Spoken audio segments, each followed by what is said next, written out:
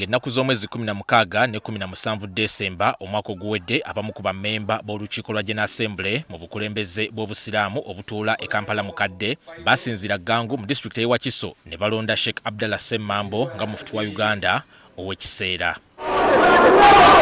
Emberebezi yava ku by'obugagga by'obusiraamu ebyali byolekedde okutundibwa ku nnyondo olw'ebbanja ery'obuwumbi 19 nga liva ku ttaka abakulembeze b'obusiraamu lye baaguza omusuubuzi Justice Kyabahwa mu bitundu by'e Ssembabule kyokka nga lyali lyagabwako ddaliizi.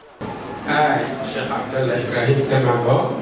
Swear in the name of the Almighty Allah. Swear in the name of Almighty Allah. Oluvannyuma lw'okukuba ebirayiro, Ssemambo yakoola abasiraamu bonna okumwegattako. Era njagala bakakasa nti nja kukola nga ngenderera kufuna ebigendererwa n'okutuukiriza ebigendererwa ebyatandikisaawo Uganda Muslim Supreme Council. Nolwekyo nja kukoola mwenna abali mu structures zaffe eza Uganda Muslim Supreme Council mujje tukubeere wamu tusobole okufuna ebigendererwa ebyo nga tuli ffenna. Nga tannaba kulondebwa nga mufti ow'ekiseera, Sheikh Ssemambo ye yali omumyuka asooka owa mufti wa Uganda, Sheikh Ramadan Mubajje. Kati olwaleero olukiiko lugatta enkiiko ebbiri ezikulembera obusiraamu e Kampala mukadde okuli olwa executive ssaako n'olw'abamanyi olutudde olwaleero lugobye Sheikh Abdullah Ssemambo ku kifo kino eky'omumyuka asooka owa mufti Mubajje.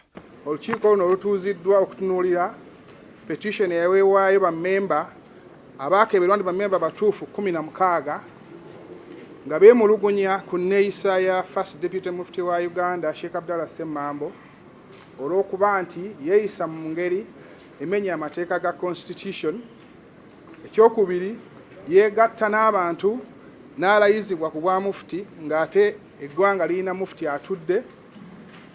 Oluvannyuma lw'okutunuulira ensonga ezo, olukiiko lwekeenenyezza ng'emitendera gyonna egiyitibwamu gyakolebwa, petition yamuweebwa era n'agikkiriza mu buwandiike bwe yali addamu Professor Lubega ebbaluwa gye yamuddamu, era n'aweebwa n'omukisa bwe yawandiikirwa ebbaluwa okujja okwewozaako. Ezo zonna ensonga bwe zitunuuliddwa, olukiiko awatali kwesalamu lusazeewo okugoba Sheikh Abdullah Ssemambo nga Deputy Mufti wa Uganda. Ssaabawandiisi wa Uganda Muslim Supreme Council Abbas Mulubya agambye ekifo ekibaddemu Sheikh Ssemambo kisigadde kikalu wabula akadde konna abakulu bakutuula okusalawo ekiddako. Uganda Muslim Supreme Council erina amateeka, erina constitution yaayo mwekoyera emirimu okujjuza n'okugoba, era amateeka ago gajja kugobererwa okugenda mu maaso okulaba nga ebintu byonna bitereera bulungi inshallah. Bino ebijjidde ng'ensonga z'obukulembeze bwa Sheikh Ssemambo nga ziri mu kkooti era gye buvuddeko kkooti yayimiriza ekyokussa mu nkola ebyasalibwawo olukiiko lwa General Assembly olwalonda Sheikh Ssemambo ku bwa mufti. Uganda Muslim Supreme Council terina kirangiriro kya kkooti kye yali efunye. Tusoma bisome. Ekirangiriro kyaweebwa abantu balala okukola stay ku bye baali bakola, naye nga kiva mu kusaba kwaffe okutunula mu judgment yakolebwa Justice Farida Bukirwa. Era stay eyo ekwata ku balala abali balina ye bakola balekerawo okubikola paka nga kkooti emaze okutunula mu nsonga ezo.